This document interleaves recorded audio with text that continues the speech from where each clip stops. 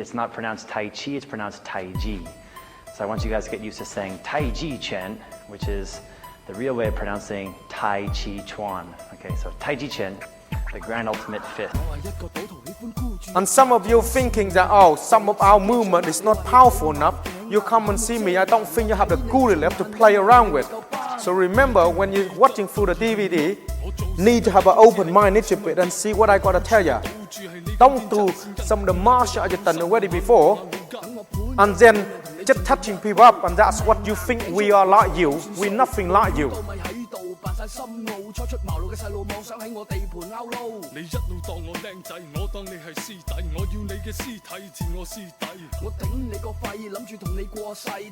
Yeah, so that's why you're thinking a little bit properly when you're doing our stuff.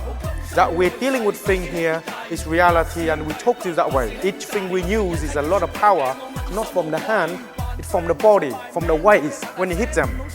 So the idea is when you practice, you need to understand.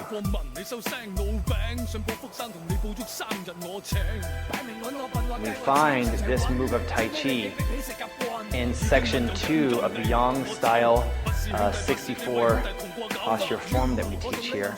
And we circle the hand in like this. We press to the right with the body. And when we do, the crane flips the wings.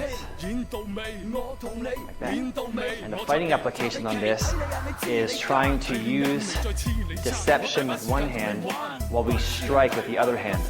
So when the opponent's got our wrists here, instead of trying to pull away or do something with this hand, I'm going to let him have that grasp.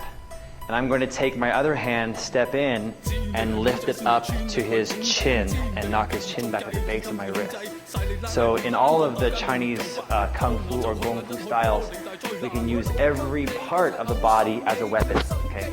So in this case, we're going to grab onto the wrist, let the wrist stay down while the other wrist comes up.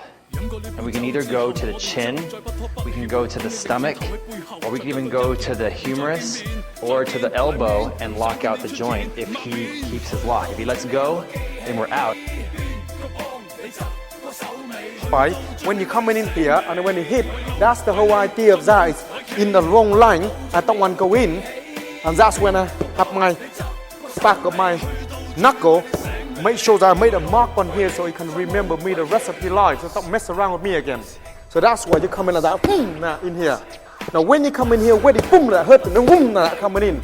Now as you can see, when I come in, you see our basic. It's always the leg like this. I don't go like this because it's not in the right line. So my boom body like this, okay? My body in line like this, and my body in hand side. Same thing, and I work on this side. Come back here, the elbow, the hand always in the part of the body here, the rib here. You see the body coming in, and that can be very, very painful in a movement. So that's why the hand like this. Now from there, you can turn from here, you can turn like this. That's when the boom here, then arm like that. And that elbow will land in the solar plexus area here when you're coming in. Here, and that's when your hand here and your elbow here. That's when here and then here like that. More power, do your thing. Okay? This is what we do. And this is why we're using each specific movement. It's designed for a reason. It's designed to help your body because that's what you train. You train on the basic on that. That's what you use. There's no point training to be the accountant and then you go and be the rocket scientist, is it? It's no relevant to what you're doing. So you need to understand what we put it in because nowadays martial art, everybody does them. And everybody have their own opinion. Each opinion is different. So you got to understand who you follow. It's like very simple. I need to tell you so you know. One come down to the end, the same result. This is dealing with fighting. Come down to the end. As long as I put you in a coffin, as fast as you ever close them, that's all it counts. As long as I understand the line of the body, and that's all there is. So the whole idea is what we're trying to tell you, the same thing.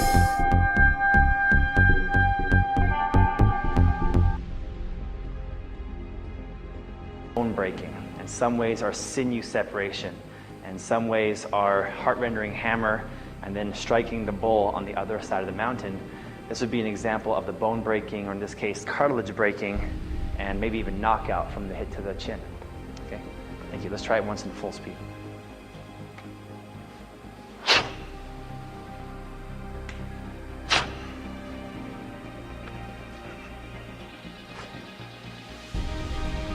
Tai Chi moves in this video are going to be about deception with one hand and then attack with the other hand. So right after we perform the move, the crane flips the wings, we transition smoothly, block happens.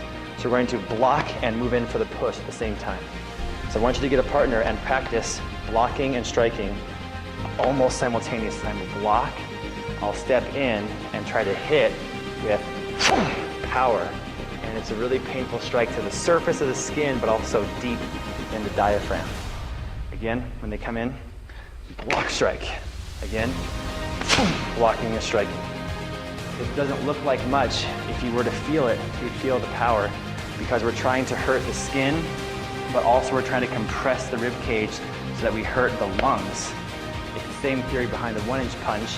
All of Tai Chi striking is that 1-inch punch that way, but in this case with the palm. So very little pullback, all releasing the energy kinetically from the ground up.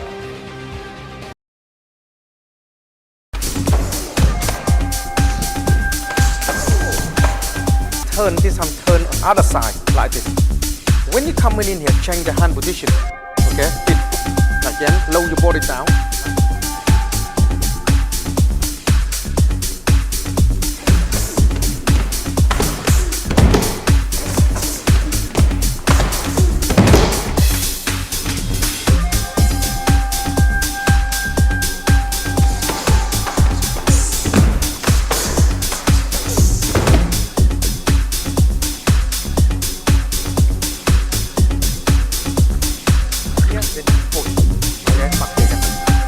Now the whole idea is when you come in is using this particular hand to place your hand in the right places when you start to move.